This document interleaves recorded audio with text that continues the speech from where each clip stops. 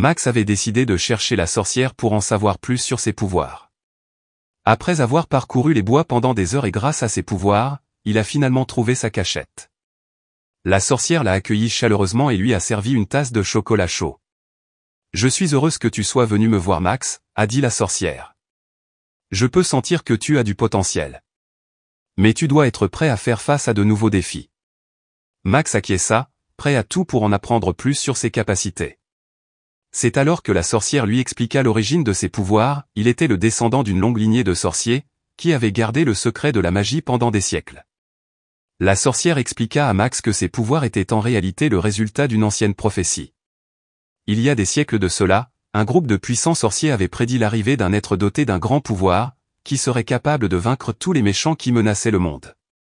Cet être serait appelé le Choisi, et selon la prophétie, il serait né dans une famille ordinaire, sans aucun signe évident de pouvoir magique.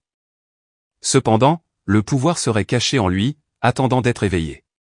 Max était cet être, le Choisi. La sorcière lui expliqua que ses pouvoirs avaient été scellés dans son corps depuis sa naissance, et qu'il avait besoin de les découvrir et de les maîtriser pour pouvoir utiliser tout son potentiel et accomplir sa destinée. Max était étonné, mais en même temps, il se sentait honoré d'avoir été choisi pour une telle mission. Il savait maintenant que ses pouvoirs n'étaient pas simplement quelque chose qu'il avait acquis, mais qu'ils étaient une partie de sa nature et de son destin. Cependant, leur conversation fut interrompue par l'arrivée d'un mystérieux sorcier du nom de Malacar. Il avait entendu parler des pouvoirs de Max et voulait les absorber pour lui-même. Malacar avait une puissance magique inégalée, et il était presque impossible à vaincre. Max savait qu'il devait protéger ses pouvoirs à tout prix, mais il était terrifié à l'idée d'affronter Malacar. Les deux sorciers se lancèrent alors dans un combat intense, leurs sorts s'entrechoquant dans des explosions magiques. Max se tenait face à Malacar, les mains tremblantes d'excitation et de peur. Le sorcier avait un sourire narquois sur son visage, comme s'il savait que la victoire lui appartiendrait. Max était déterminé à se battre jusqu'au bout, à utiliser chaque once de ses pouvoirs pour vaincre le sorcier maléfique. Les deux adversaires commencèrent à s'envoyer des boules de feu, des éclairs et d'autres sorts, chacun cherchant à prendre l'avantage sur l'autre. Max était rapide et agile, évitant de justesse les sorts lancés par Malacar. Il répliquait avec des sorts puissants et précis, mais Malacar les esquivait facilement grâce à sa propre magie. Le combat était intense et brutal. Les deux combattants se lançaient des sorts de plus en plus puissants, détruisant tout ce qui se trouvait sur leur passage. Max avait l'impression que chaque fois qu'il lançait un sort, Malacar était prêt à contre-attaquer.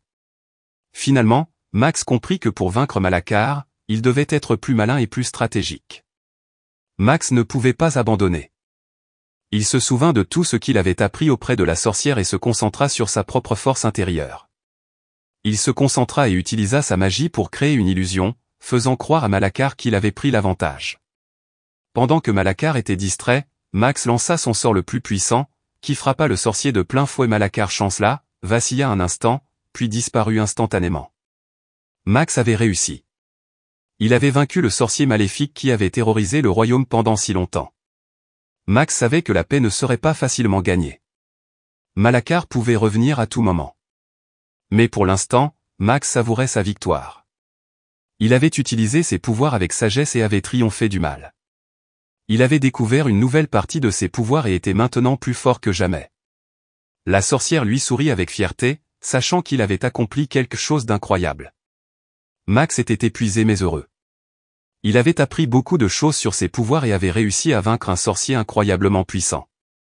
Il était prêt à rentrer chez lui et à continuer à explorer ses capacités magiques, sachant qu'il avait un potentiel illimité. Max se releva difficilement, la sueur coulant le long de son front. Il avait réussi à maintenir Malacar à distance pendant un moment, mais le sorcier était incroyablement puissant. Finalement, Max avait réussi à envoyer un sortilège de feu sur Malacar, mais celui-ci avait réussi à s'enfuir juste à temps. Max se demanda s'il avait fait une erreur en laissant Malacar s'enfuir.